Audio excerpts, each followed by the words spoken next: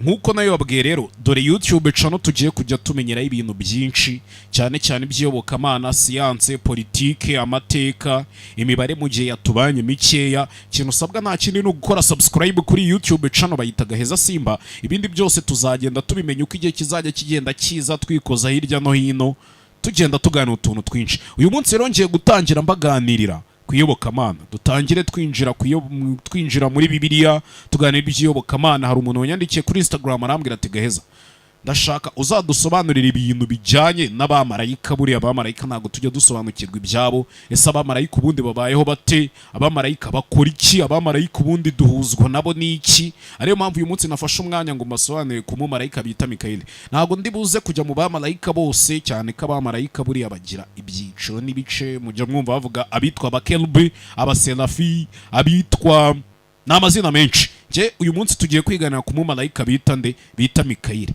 Nawe rero ubwo ahantu uriho hariho hose wigire hino ku bantu mukunda inkuru za Bibiliya, inkuru z'amateka, tuganire kuri uyu mumarayika bita Mikayeli.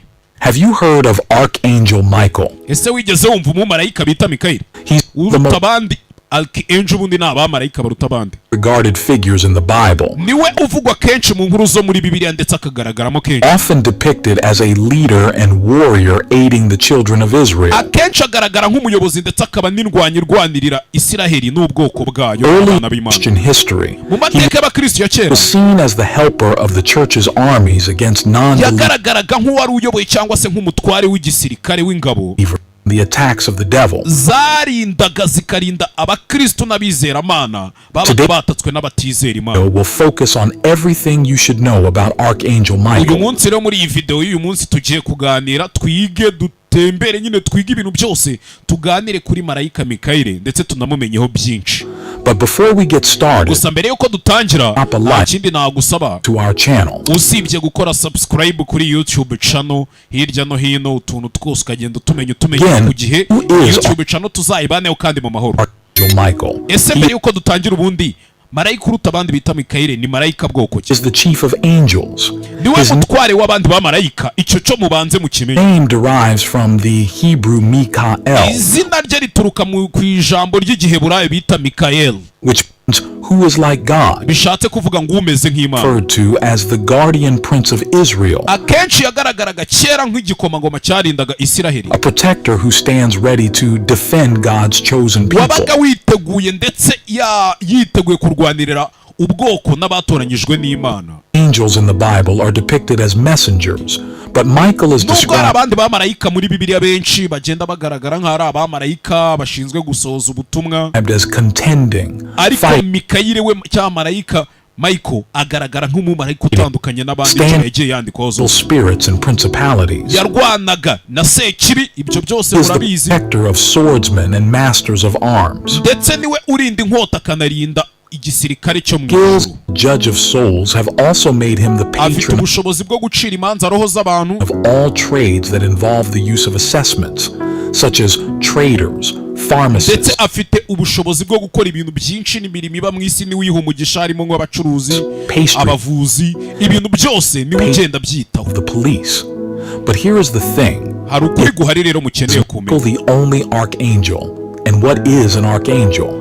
Marayika Mikayeli ntabwo ari we mumarayika w'igitangaza cyangwa se uruta abandi ya. Since ancient times, people have considered the fact that the angelic hosts are arranged into a sort of heavenly court. Bajyaga bavuga yuko ubundi abamarayika baremye mu mitwe myinshi, ariko bose bakaba bagize urukiko rwo mu ijuru bitewe n'amaranka bafite ndetse n'icyubahiro bafite. The archangels hold the highest positions among angels. Mu bamarayika bose bari mu ijuru harimo abamarayika batatu baruta abandi bose. Big responsibilities. Ndetse uko bagenda barutanwa ni nako bagira inshingano zigenda zirutana. They spend all their time praising and guarding God. Ubundi abamarayika bamara igihe cyabo cyose barimo kuramya no guhimbaza bataramiye mu ijuru. Ntabwo bajya baruhuka ngo bajye kuruka ya.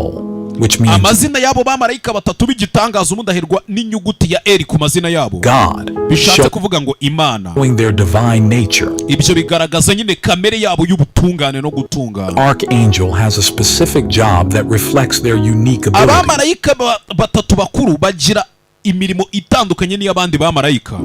bitewe n'amazina yabo. In the Bible, muri Bibiliya there are only 3 archangels. ubundi tubonamo abamarayika batatu bonyine, Michael, aribo Mikayire, Gabriel, and Raphael. n'umumarayika bita Raphael. They play important roles in Christianity. bose bafite icyo bamaze mu myizerere ya Gikristo. Archangel Michael is like a kubera ko strong nk'umumarayika uruta abandi bita Mikayire warrior, ni indwanyi ikomeye pe, leading heavenly armies ari against uyoboye igisirikare cyo mu ijuru, and protecting cyane ko yigeze kuyobora igisirikare cyo mu ijuru ahanganye na Sekibi, God's people in battles. ndetse ubundi arinda abantu b'Imana cyangwa se ubwoko butunganira Imana mu ntambara. Presents strength, agaragaza imbaraga, umutima ukomeye ndetse n'umutekano. always standing up for what's right.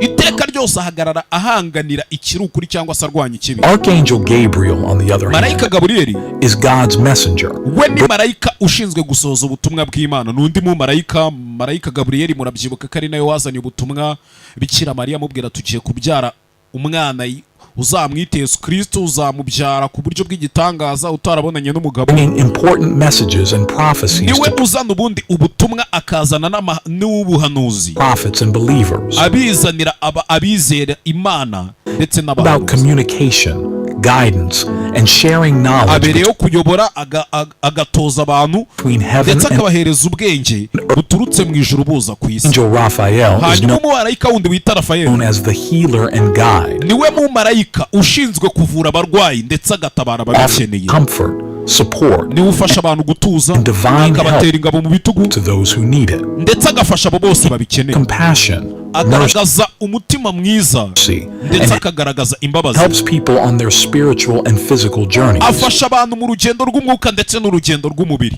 uwo ni umumarayika bita Raphael. Throughout history, people tugende ku mateka rero, have prayed to these archangels for protection, abantu benshi bajyaga basenga bavuga bati Mana utwerereze uwo mumarayika wawe aza dutabare kandi adufashe.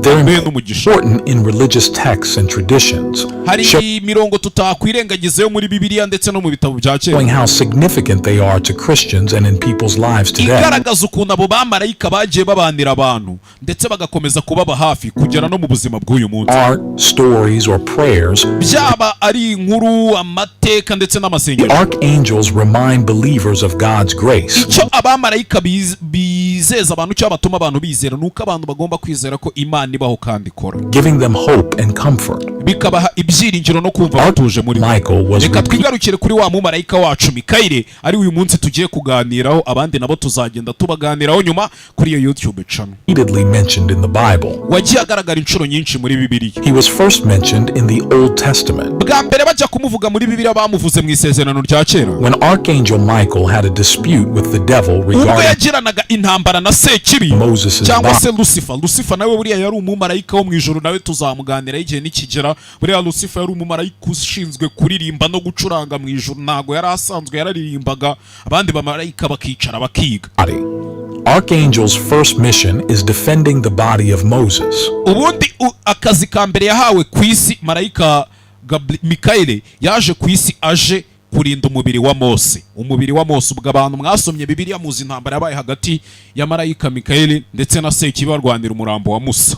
God decided not to tell us much about what happened before Moses died. mbere yuko Moses aba ntago muri Bibiliya ndetse no mu bitabo bivuga iby'iyobokamana bashatse kutugaragariza byinshi ku ntambara yabaye. God showed Moses a view of the promised land. ariko Imana yagize gutya ifata Moses imwereka ubutaka bw'isezerano yari atwayeho Abayisiraheli. iyo nkuru murayizi nayo tuzayiganiraho. Even though Moses couldn't go there, nubwo Moses watari yemerewe kuzahagera, looked at the promised land from the top of a mountain arangije called ahagarara ku musozi hejuru areba ubutaka bw'isezerano Nebo, part babwitaga Nibo. of a range known as Pisgah.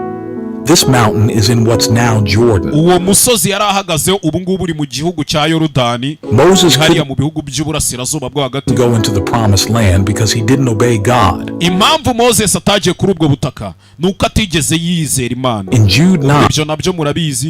it tells about a time when Michael the archangel muri Yuda 9 hari ahantu handitse argued with the devil about uburyo Sekibi na marayika Mikayire barwanye batongana Moses' body. bapfa umurambo wa Mose. buriya umurambo wa Mose, izo nkuru abantu muzi Bibiliya mujya muzisoma, muzi neza ko umurambo wa Mose wabereyeho intambara hagati ya marayika na Sekibi. There seemed to be a disagreement about Moses' body, and Jude hari ukujijinganya kugenda kubaho hirya no hino bavuga ku murambo wa Mose. Says Michael 1, ariko haravuga muri Yuda 9 haravuga ngo asking the Lord to stop the devil.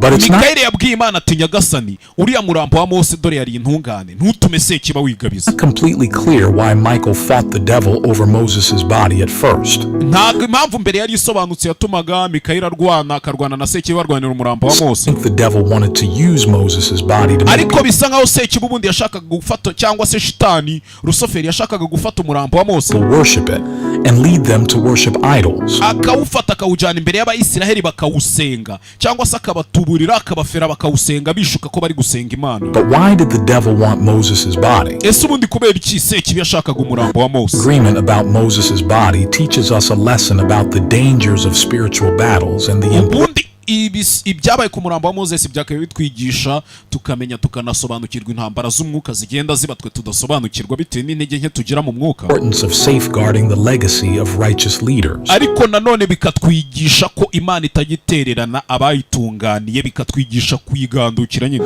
One interpretation suggests that the devil wanted Moses' hari body igitekerezo kimwe kivuga ngo Sekibi cyangwa se shitani yashakaga umurambo wa Mose wa Musa. He envied Moses' close relationship with kubera God. ko yagiriraga ishyari umubano Musa yagiranaga n'Imana yabaga hafi y'Imana ari intungane Israelites ndetse out n'uburyo yari yarayoboye Abanyayisiraheli of Egypt. abavanye muri Egiputa abajyanye ku butaka bw'isezerano. His body. rero kuba shitani yari kuba afite umurambo wa Mose cyangwa wa Musa, The devil might have tried to tarnish his reputation urumva yuko Sekibi yari gufata umurambo we akagenda akawukiniraho akawuhohotera akajya avuga ati mwabonye se wa muntu mwavugaga ngo yizera Imana or yanyu, use it to deceive others. akaza kuwukoresha arimo atuburira abandi cyangwa se ayobya abandi ngo bamuyoboke. And the ubundi buryo nanone archangel Michael insisted on Mikayeli nk'umumarayika ukomeye mu ijuru burying Moses' body to uphold divine justice, yarabyanze aravuga ati umurambo wa Musa ugomba gushyingurwa kandi ugashyingurwa mu cyubahiro sanctity of the deceased. kugira ngo byibura agaragaze ubutunga cyangwa se ubutungane yagira Imana abantu bose babwigire Powerful celestial being, nk'ikiremwa cyari giturutse mu ijuru kandi gifite imbaraga. ubwo ni marayika bavuga. Michael represents goodness and righteousness, marayika yaje ahagarariye icyiza ndetse n'ubutungane buba mu ijuru, the devil's plans. hanyuma aza guhangana na Sekibi avangira imipango ya This Sekibi. agreement also shows the broader religious idea of ibi the nabyo bitugaragariza afterlife. neza cyane imyizerere ndetse n'uburyo afterlife nyuma y'ubu buzima tuba tugomba kubaho happens to the soul. ndetse n'ibiba kuri roho n'ubugingo bwacu. Jewish beliefs properly mu burying myizerere y'Abayahudi the dead is a ubundi bizera yuko sacred duty. iyo umuntu bamushyinguye mu cyubahiro hari inshingano ziba zikozwe, hari n'ibintu baba bakoze, How someone's remains are treated can affect their soul's journey ndetse after bakanizera yuko uko umuntu ashyinguwe death. byanze bikunze bigira ingaruka nyuma y'ubu buzima. Ensuring niba most ushyinguwe nabi nyuma y'ubu buzima bikazaba bitameze neza, niba ushyinguwe neza bikazaba bimeze neza. Moses' proper burial ariyo mpamvu Michael umurambo wa Mose wagombaga gushyingurwa mu cyubahiro. only respects his memory, but also protects his soul from evil influences. rero Mikayeli icyo ashinzwe ni ukurinda roho z'abantu bitabye Imana, izo roho akazirinda guhura na Sekibi, rero Sekibi atazifatirana mu gihe igihe cyo gucibwa urubanza kitaragera. Considered part of official scripture, it still gives us important ndetse insights tugendeye no ku byanditswe into ancient Jewish beliefs. biracyatwereka ko imyizerere kera The y'Abayahudi, importance of figures like Moses in religious umuntu w'agaciro cyane cyane nka Moses mu bijyanye n'imyizerere ya Gikristo, The second yagombaga gushyingurwa mu cyubahiro. task of the archangel Michael akazi ka kabiri Mikayeli yakoze was the prince of Persia. kari akazi ubwo yarahanganye n'igikomangoma cy'Abaperesi.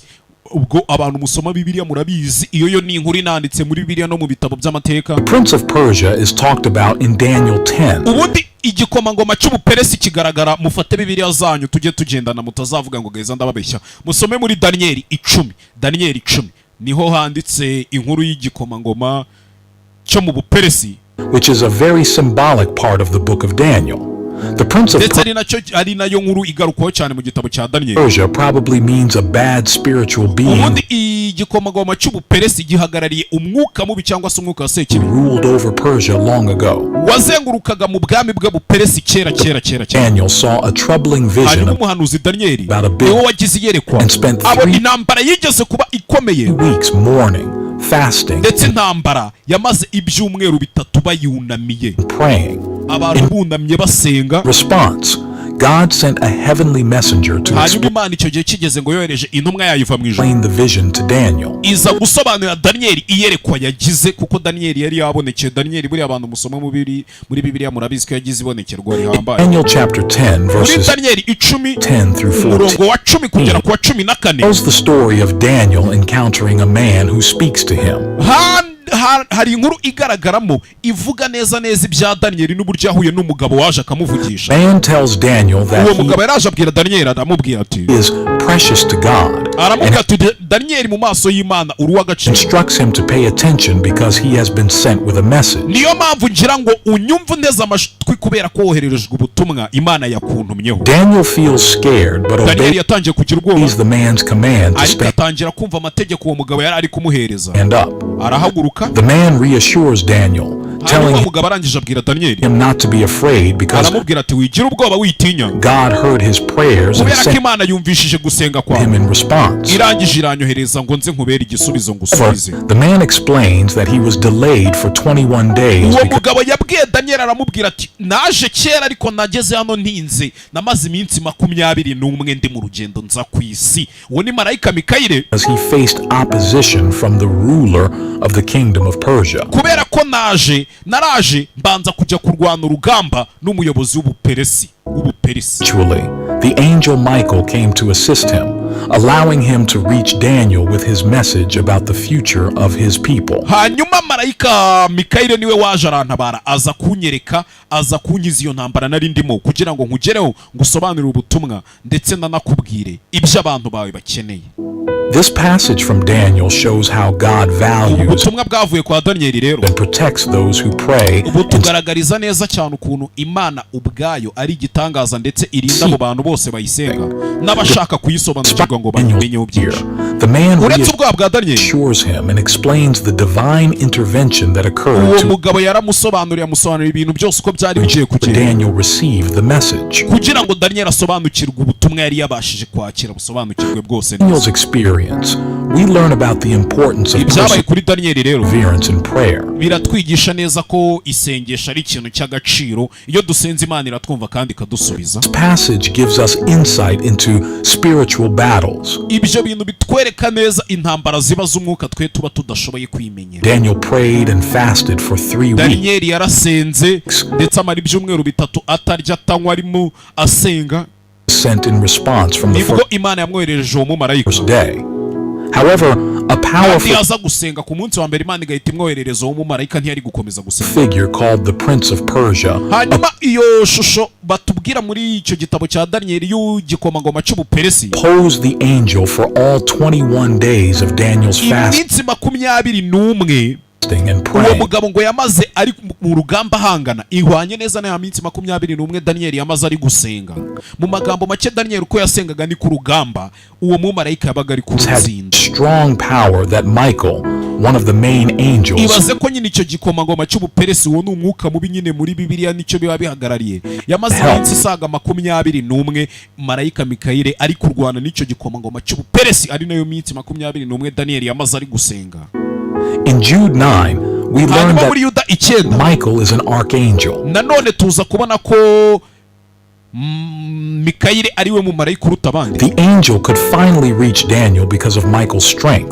The kubera ko nyine yaje kumugeraho kubw'imbaraga ze, angel explains what will happen to the Jewish people in Daniel's last vision. ndetse yanasobanuriye neza Daniyeli ibyo yabonye mu iyerekwa rye rya nyuma byari kuzaba ku Bayisiraheli. Michael, the great prince who protects your people, will come at that time. yaramubwiye ati igikomangoma kizarinda ubwoko bwawe kizaza icyo gihe. The angel also calls Michael Daniel's prince. kandi nanone icyo gikomangoma The Bible doesn't explain exactly what it means for Michael to guard. ubundi ntago bisobanutse neza muri Bibiliya ngo tumenye ngo Mikayire n'Imana yari yamutumye gusohoza ubuhe butumwa, ariko ubundi bisa nkaho yaje aje gusobanurira neza iyerekwa Daniyeli yari yagize. But it's clear he has special duties for Israel.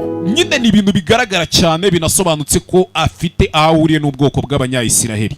In Daniel 10:21 muri and Daniyeli 10:21 Daniel 12, no muri Daniyeli 12 1, it says Michael is ahantu responsible handitse havuga ngo for protecting Israel. marayika Mikayire niwe ushinzwe kurinda Isiraheli, cyane we murinzi wa Isiraheli, He's called the prince of that country. ndetse yitwaga igikomangoma cy'ubwoko bwa When we Isiraheli. look at history, Iyo both urebye mu mateka ancient and recent, ukareba ya kera ndetse na y'ubu, you can see Michael's hand defending Israel. tugenda tubona ikiganza cya marayika Mikayire mu kurinda Isiraheli mu buryo bwose bwo hirya no hino. Even though he's very powerful, Kandi n'ubu murabizi muri iyi minsi hari ukuntu Isiraheli ari igihugu kitavogerwa, kidatsindwa gutyo gusa ngo Isiraheli yatsinzwe, ibihugu biyishozaho intambara rira byinshi, ugasanga imitwe hirya no hino za Hamas, za Hezbollah, bose bari gushaka kurasa kuri Isiraheli ariko bikarangira bitabakundi. Michael always obeys the Lord. Iteka ryose Mikayire Jude 1, yubahaga amategeko y'Imana. Muri Yuda rimwe it shows how icyenda he trusts in God's power. hari ahantu hagaragaza ukuntu Mikayire yizera imbaraga z'Imana nkaho zidashidikanywaho. Good angels have different ranks and follow orders. Buriya abamarayika bagira amategeko bagenderaho, bakagira n'amaranka cyangwa se ubwo buryo basumbana. Michael, being so strong, Rero Michael nk'umumarayika ukomeye muri bo, shows his beauty by obeying God. bigaragaza ubwiza bwe n'uburyo agandukira Imana Angel akanayubaha. Michael's third task was Akazi the ka gatatu uyu mumarayika yakoze war in heaven. ni intambara yigeze kubera mu ijuru, ari nako kazi gakomeye kurusha utundi tuzi twose Mikayire yigeze akora. Aka ko tuzanakaganiraho intambara yabereye mu ijuru, intambara hagati ya Mikayire ndetse n'abamarayika bari bigumuye bavuga bati ntago dushaka kuvuga rumwe n'Imana, tuzabiganiraho. Battle happened in heaven with Michael and his Urugamba rwabereye mu ijuru angels fighting aho against the marayika Mikayire ndetse n'ingabo ze dragon and bari his barwanye n'ikiyoka dragon. angels. This Icyo kiyoka nacyo cyahoze ari ikimarayika. happened during the tribulation Ibi byabaye mu bihe by'itangiriro, mu gutangira kw'isi. in Revelation 12:7. 12 mu murongo wa 10 Revelation harya si byahishuwe, mu byahishuwe 12:7 9. It says kugera ku 9 haranditse there ngo was a war in heaven. nuko mu ijuru haba intambara ikomeye. Michael and his angels fought against the dragon. Mikayire n'abamarayika biwe barwanye n'ikiyoka. Dread dragon had Icyo 7 kiyoka kinini heads and 10 cyari gifite imitwe 7 horns. ndetse n'amahembe 10. On each head were crowns, Ndetse buri hembe rimwe, buri mutwe umwe wari ufiteho ikamba. symbolizing power and Ibyo authority. byagaragazaga imbaraga ndetse This n'inshingano. dragon represents a frightening image of immense power, Hanyuma icyo kiyoka kigaragaza imbaraga nyinshi, knowledge, and strength. ubwenge, imbaraga n'ibiki byose. It's important to note that the word diadems, found Ubundi ni ngombwa ko tugumenya ijambo diadems. only in Revelation in Iryo the jambo rigaragara mu New byahishuwe Testament, means ndetse no mu isezerano rishya, a different kind of crown.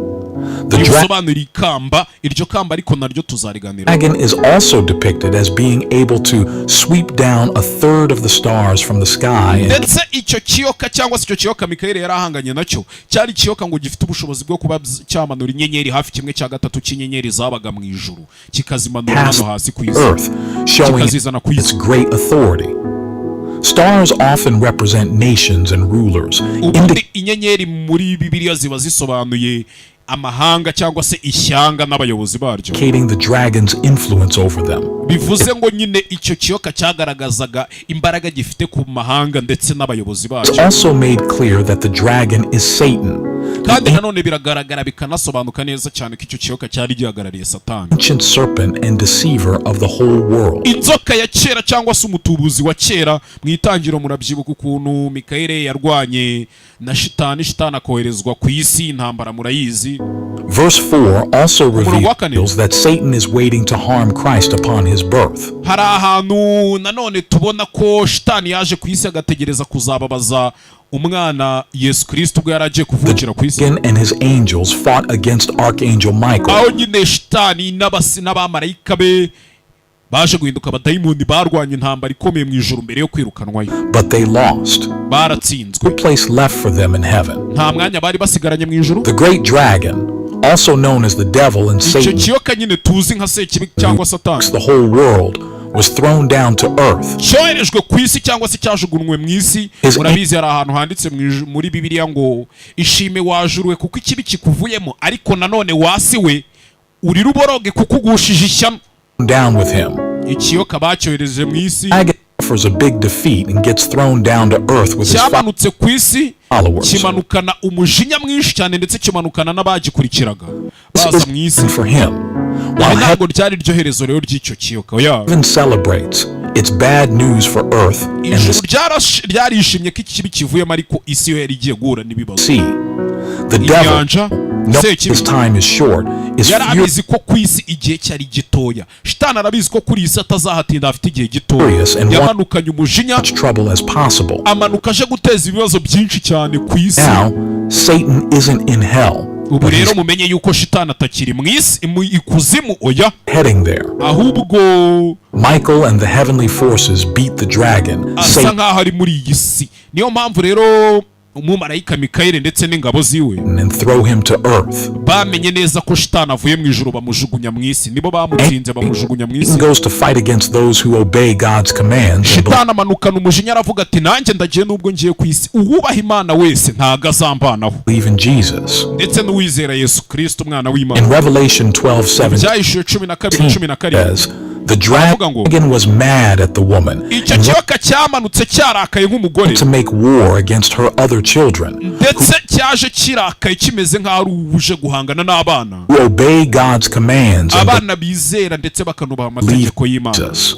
n'abizera Yesu It's not Kristo. pleasant, but sometimes confrontation is needed to fix, clean, and unite the community. rimwe na rimwe nubwo bidasobanutse neza, ariko hari igihe biba ngombwa ko abantu The battle babaho is babanye believed to neza. happen at the end of time, which is similar to the story of Michael in the book of Daniel. ndetse iyo nkuru tumaze kubabwira isa neza neza n'inkuru yanditse muri Think a Daniyeli, mirror image of the idea that Michael kicked Satan out of heaven at the start of creation. aho mu itangiriro nyine marayika Mikayeli yatsinze shitani akamwohereza mu isi. He kicked out evil once, and he will do yatsinze it ikibi rimwe again. ndetse azongera agitsinde ku iherezo ry'ibihe. Shitani azatsindwa, abiyo Kristo murabizi ko shitani azatsindwa ku iherezo ry'ibihe, tugendeye ku byahishuwe. Christian artwork, Michael is often shown defeating a dragon by stepping on it or ndetse hari n'ibishushanyo byinshi bigenda bishushanywa, bashushanya marayika Mikayeli yatsinze ikintu cy'ikiyoka yagiteye icumu mu kanwa. kicking it with a sword or Kenshi ayo mashusho agenda akwirakwizwa hirya no hino n'abakristo, abantu bizera inkuru zo muri Bibiliya. spear.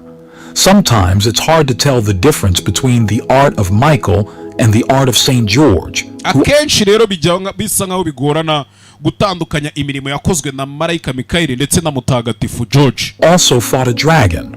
Uwo mutagatifu George nawe ngo yarwanye n'ikintu cy'ikiyoka. One clue is that if the figure is on a horse, it's probably usibye ko wenda we ngo yari ari ku St. ifarasi, George, but if there are wings, it's definitely Michael. ariko iyo aza kuba afite amababa yari kuba ari Michael kabisa. Iyo nkuru yo murayizi. Splendor is a special song in the Roman Catholic Church Hari that indirimbo ubundi abakristo b'abakatolike bakunda kuririmba bita Splendor. honors St. Michael, the Iyo ni archangel. indirimbo yo kuramya cyangwa se baba baririmbira umumarayika Mikayeli, Its name umumarayika usumba abandi. comes from the first words of the hymn in Latin, Rero izina ry'iyo ndirimbo rituruka mu ijambo rya mbere ry'ikilatini muri hymn ya mbere y'ikilatini, which are to Aribyo. splendor e virtus patris, to splendor of your to spatulous, meaning bishatse kuvuga you, the brightness and ni strength wowe of. utunganye kandi w'umunyembaraga uturuka kwa data. Hymn is based on another hymn called Tibi, Iyo Christ, ndirimbo nayo kandi icyo kirimi iturukamo nacyo gituruka mu kindi kirimi bita tibi, Splendor Patris, which was written by someone named Rabanus Maurus. iryo jambo ryahimbwe n'umugabo bitaga Rabanus Maurus It got updated in 1632 mu by mwaka w'igihumbi kimwe magana atandatu mirongo itatu na kabiri, nibwo iyo ndirimbo bayihinduye, Kuwait. ihinduwe na papa. Some churches and religious groups still like ndetse ibyo byaje gutuma insengero nyinshi, amatorero menshi the older version better. bo bikundira ya ndirimbo ya kera batagikunda iyo yari yarahinduwe mu gihumbi kimwe magana atandatu mirongo itatu na kabiri. Murumva byari kera cyane kwa. In the Roman breviary, to splendor is sung at certain times during a special day Iyo called ndirimbo ubundi yaririmbwaga habaye umunsi udasanzwe cyangwa se ikindi kintu the kidasanzwe. Feast of Saint Michael the Archangel, habaga habaye umunsi bita ngo kwiyiriza ku bwa mutagatifu Mikayire. Murabyumva ibyo bintu, which happens on September 29th. This ibyo ngibyo byabaga ku itariki 29 z'ukwezi kwa 12. day also honors the dedication of the Basilica of St. Michael the Archangel ndetse uwo munsi ni nawo munsi bizihirizaho umutagatifu Mikayire wa Bazilika and all the angels on Mount ndetse Gargano. n'abandi bamarayika bose. The appearance of St. Michael at Gargano is remembered on May 8th. Rero ubundi nanone marayika kongera kuzagaruka mu kwa gatatu ku itariki 8, ubwo nicyo gihe tuba twitegura za Pasika. 17, Pope Pius VII said that if people Papa Pius wa 7 yigeze kuvuga ngo recited this hymn with sincerity and devotion, they would get a special blessing called an indulgence, abantu bazajya basenga kuri uwo munsi bagasenga umutima wabo umenetse bazajya bakira imigisha ndetse myinshi cyane. saying it once a day.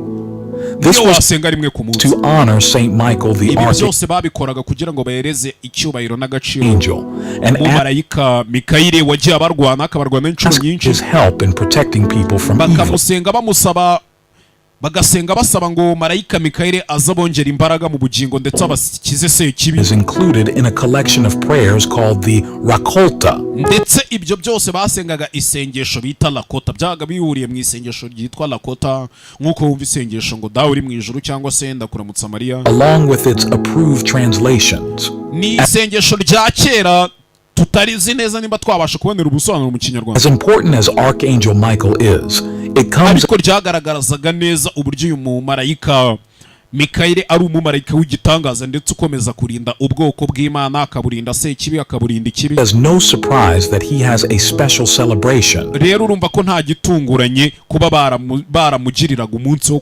kumuzirikana. That's St. Michael's feast day on September Uwo 29th munsi batajyaga bafunguraho rero biyirizaga ku itariki 29 z'ukwezi kwa 12. in Western church traditions that Insengero zo mu burengerazuba, kenshi uburengerazuba mu gice cy'uburengerazuba bw'isi nibwo buyizizaga uwo munsi kurusha ahandi. include Anglicanism, Roman Catholicism, Insengero nyinshi zarabikoraga, Abangilikani, Abaromani, Abakatolike Lutheranism.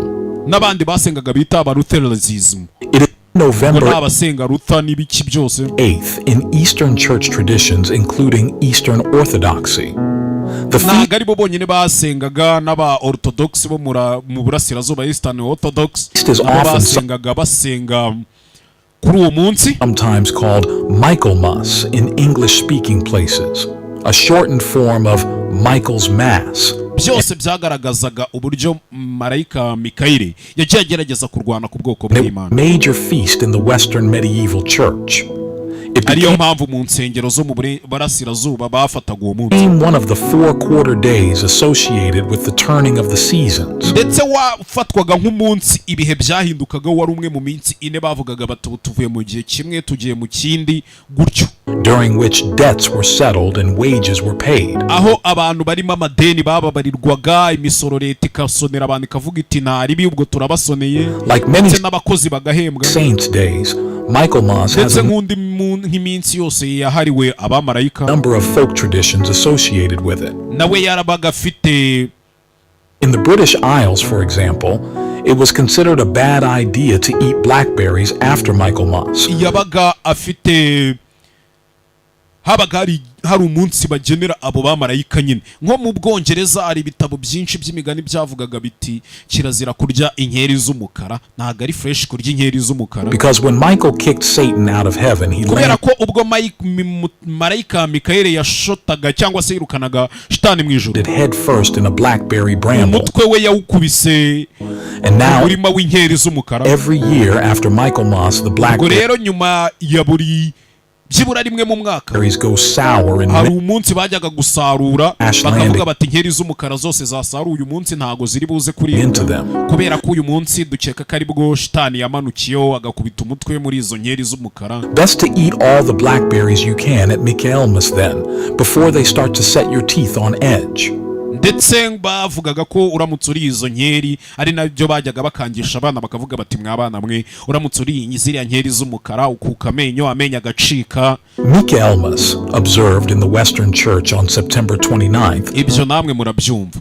Twigarukiye kuri wa munsi w'itariki 29 z'ukwa 12, significance rooted in both historical events uwo munsi ufite imizi mu mateka ya kera and symbolic representations. ndetse waba guhagarariye ibintu byinshi.